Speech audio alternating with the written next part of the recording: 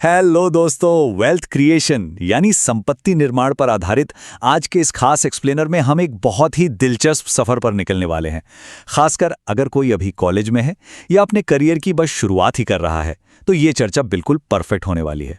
देखिए, पैसा कमाना एक बात है, लेकिन उस पैसे को संभालना और उसे अपने लिए काम पर लगाना, सच कहूं तो ये एक बिल्कुल ही अलग स्किल है। और आज हम उसी स्किल को डीकोड करने वाले हैं। आज हम क्या क्या कवर करने वाले हैं जरा जल्दी से देख लेते हैं। हमारा एजेंडा बहुत ही सिंपल है। सबसे पहले मनी मैनेजमेंट इंजन, फिर समझेंगे 50-30-20 नियम की शानदार रूपरेखा। उसके बाद मासिक खर्च की गणना कैसे करें, फिर बात करेंगे वित्तीय शॉक एब्सॉर्बर्स की, और आखिर में बजटिंग से निवेश तक का सफर। चलिए बिना किसी देरी के शुरू करते हैं।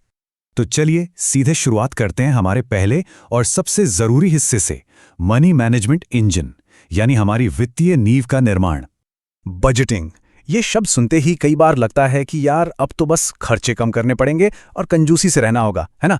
लेकिन असल में ऐसा बिल्कुल नहीं है। बजट का मतलब खुद को रोकना नहीं है, बल्कि इसका सीधा सा मतलब है खर्च करने से पहले अपने हर एक रुपए को एक काम सौंपना, एक स्मार्ट प्लान बनाना, ताकि हमें पता हो कि एक तय समय में कितना पैसा खर्च होगा और कितना पैसा हमारे भविष्य के लिए बचेगा। और यहीं से हमारा कैश फ्लो यानी नकदी प्रवाह का इंजन चालू होता है। इसे एक बहती हुई नदी की तरह सोचिए। एक तरफ है पॉजिटिव कैश फ्लो, मतलब कमाई ज्यादा और खर्चे कम। ये वो स्थिति है जो हमें शांति और स्थिरता देती है। लेकिन दूसरी तरफ वो डरावना नेगेटिव कैश फ्लो है, जहां खर्चे हमारी कमाई से आगे निकल जाते हैं। और सच मानिए, यही वो जाल है जो सीधे कर्ज, भारी भरकम ईएमआई और बहुत सारे स्ट्रेस की तरफ ले जाता है। एक स्टूडेंट के तौर पर हमारा सबसे पहला गोल यही होना चाहिए कि हम हमेशा इस पॉजिटिव जोन में रहें। अब आगे बढ़ते हैं दूसरे भाग की तरफ, द 50-30-20 रूल ब्लूप्रिंट। ये कैश फ्लो को मैनेज करने का हमारा अल्टीमेट फ्रेमवर्क है। कॉलेज के दिनों में या पहली जॉब में अपने पैसों को मैनेज करने का इससे आसान और असरदार तरीका शायद ही कोई हो। 50-30-20 नियम हमारी इनकम को 3 बहुत ही साफ सुथरे हिस्सों में बांट देता है। हमारी कमाई का आधा हिस्सा यानी 50% हमारी जरूरतों के लिए है, जैसे किराया, ग्रोसरी या बिजली का बिल। 30% हिस्सा हमारी इच्छाओं के लिए है।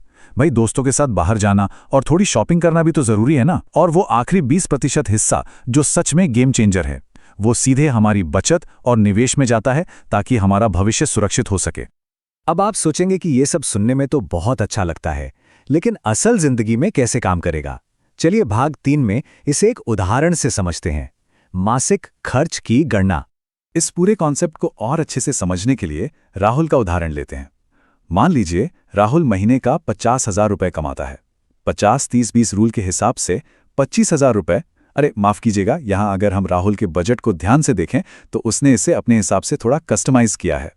राहुल ने अपनी बुनियादी जरूरतों जैसे रेंट, खाना, ट्रांसपोर्ट और बिल वगैरह को 27,000 रुपए तक रखा है। 5,000 रुपए उसने मनोरंजन और वीकेंड के लिए रखे हैं। और सबसे कमाल की बात, 18,000 रुपए सीधे सेविंग्स और इन्वेस्टमेंट के लिए निकाल दिए। जब हम अपने पैसों को इस तरह से ट्रैक करते हैं ना, तो वो जो अचानक से फालतू की शॉपिंग करने का मन करता है, उसकी गुंजाइश ही नहीं बचती। हम पैसे को कंट्रोल करते हैं, पैसा हमें कंट्रोल नहीं करता। अब बात करते हैं भाग 4 की, वित्तीय शॉक एब्जॉर्बर।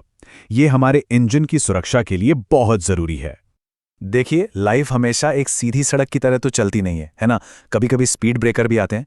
हम कितनी भी अच्छी प्लानिंग क्यों ना कर लें, अचानक जॉब चली जाए या कोई मेडिकल इमरजेंसी आ जाए, ये सब किसी को बताकर तो आते नहीं है।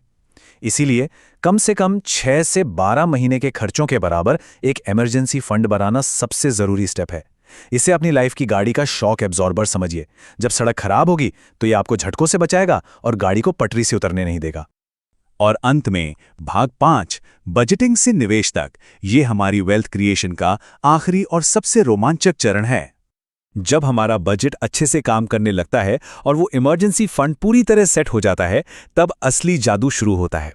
लगातार सही बजटिंग करने से हमारे पास एक इन्वेस्टेबल सरप्लस जमा होने लगता है, मतलब वो एक्स्ट्रा पैसा जिसे हम निडर होकर निवेश कर सकते हैं। बिना इस सरप्लस के लंबे समय तक निवेश करना लगभग नामुमकिन है। यही वो बचा हुआ पैसा है जो आगे चलकर म्यूचुअल फंड्स, स्टॉक्स और हमारी एसआईपी को असली ताकत देता है। तो जो लोग आज और अभी से अपनी लाइफ बदलने के लिए तैयार हैं, उनके लिए बस ये 5 सिंपल स्टेप्स हैं। पहला, अगले 30 दिनों तक अपने एक-एक खर्च को ट्रैक करना है। दूसरा, अपनी असली जरूरतों और इच्छाओं के बीच का फर्क समझना है। तीसरा, उस बेहतरीन 50-30-20 नियम के हिसाब से अपना टारगेट सेट करना है। चौथा, अपना इमरजेंसी फंड बनाना शुरू करना है। और पांचवा, एक छोटी सी SIP के साथ निवेश की शुरुआत करनी है। बस इतना ही।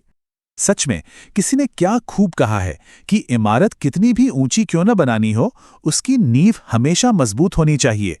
बजटिंग उसी तरह हमारी संपत्ति निर्माण की नींव है, और बेहतरीन कैश फ्लो मैनेजमेंट वो इंजन है जो इस बात की गारंटी देता है कि जिंदगी में चाहे जितने भी उतार चढ़ाव आएं, हमारी वित्तीय स्थिति हमेशा एकदम मजबूत और स्थिर बनी रहे। तो इस पूरी चर्चा के बाद असली सवाल यही रह जाता है, अगली बार जब पैसे हाथ में आएंगे तो उन्हें क्या काम सौंपा जाएगा? क्या वो पैसा बस यूं ही बिना सोचे समझे खर्च हो जाएगा, या फिर उसे हमारा एक मजबूत भविष्य बनाने का उद्देश्य दिया जाएगा? फैसला पूरी तरह से हमारे अपने हाथों में है। जरा सोच कर देखिएगा।